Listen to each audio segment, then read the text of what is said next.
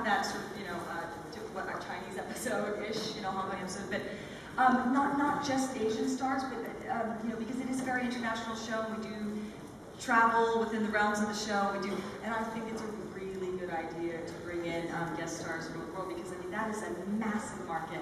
So many talented people in Asia, and also, hello, we need to see more Asians on TV. Like what's happening?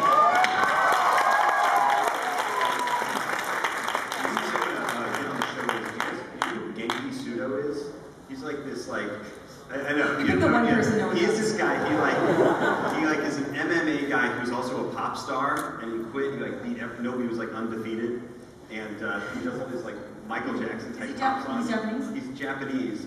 I don't even think he speaks English, but he's this amazing fighter, and I think he could be one of the guardians. Yeah, we should actually get some MMA dudes. That's a great idea. Yeah. You ever see this guy? He's awesome. I started, and I've had this conversation with I think you guys. When I say bottom of the barrel, when I started, I was bottom.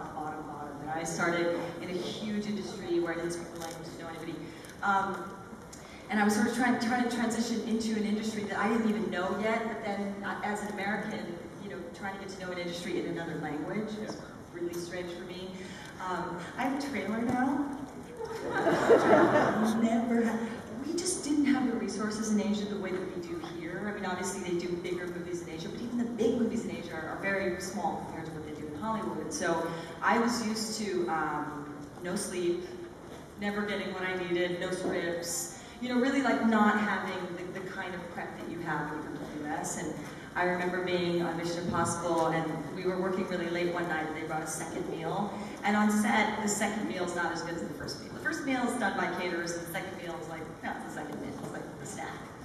And we were sitting there, and somebody had complained about the second meal, and I just turned to her and I go, if I hear one more person complain on a $150 million movie, I'm gonna go postal on your ass. Lucky we are in Hollywood to have the resources we do. It's pretty amazing. So I learned everything that was important to me in Asia. My work ethic, how to break through barriers, and how to really withstand the hours and things that you never have to experience in Hollywood. And now coming here, I feel probably more lucky and more fortunate than people who started in Hollywood, because I just know how tough the beginning can be. Did you have to be an actor at all? Yeah, I had to learn how to act. I never wanted to be an actress. For me in the beginning, it was just sort of, I didn't know, I didn't love it until the third or fourth movie when I realized it was actually something that I had to do, not something that was a choice. Yeah. So it took a while to even, they say, in the entertainment business, sometimes you're famous before you're even good. So you've got to work on that.